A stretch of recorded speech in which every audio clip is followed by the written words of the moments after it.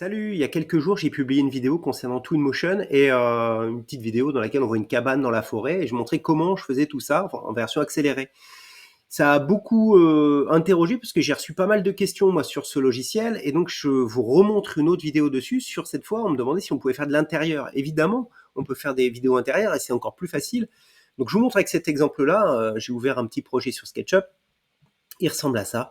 C'est juste une pièce dans laquelle on voit, il y a un coin pour manger, un miroir, des luminaires, une étagère, un canapé, un meuble télé. Voilà, vraiment quelque chose de très très simple. Vous voyez, la fenêtre est ouverte et voilà, on fait comme ça. Ce projet-là, donc je l'ai paramétré dans SketchUp, puis je l'ai envoyé dans Twinmotion et dans Twinmotion, ça donne ça. Alors c'est pas encore tout à fait terminé, mais on reconnaît. Alors déjà, il y a un environnement dehors que j'ai mis en place.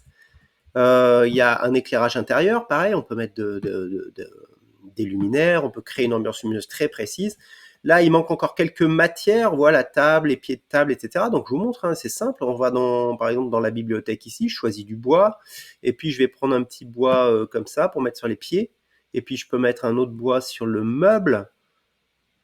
Par exemple, celui-là, sur le meuble là, il est un peu foncé, je vais le mettre comme ça aussi. On a le meuble, voilà, qui maintenant a une texture de bois.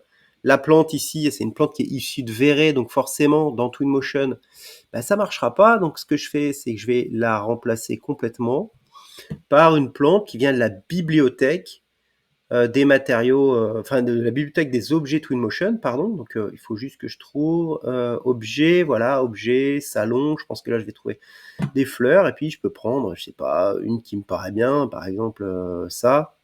Hop, je pose là et le tour est joué. Si jamais je trouve que la feuille est un peu trop verte, bleue là, comme c'est le cas, je peux encore modifier un petit peu sa teinte. Voilà, il a passé plus vers une teinte un peu jaune. Voilà, qui me paraîtrait peut-être plus réaliste pour ce type de feuille, plus foncé. Voilà, bon, vraiment, on peut tout paramétrer. Et une fois que c'est fini, je vous montre le résultat d'une vidéo que j'ai extraite de ce projet Twinmotion terminé. Une vidéo que j'ai montée avec un petit peu de musique, avec un logiciel, voilà, vraiment de manière très très simple. Et je vous rappelle, Twinmotion, là, pour faire tout ça, c'est gratuit. Et vous pouvez aussi utiliser SketchUp gratuit, ça marche aussi avec. Vous pouvez utiliser n'importe quel logiciel 3D, en fait. Donc, je vous montre le résultat de cette vidéo faite à partir de ce projet Twinmotion.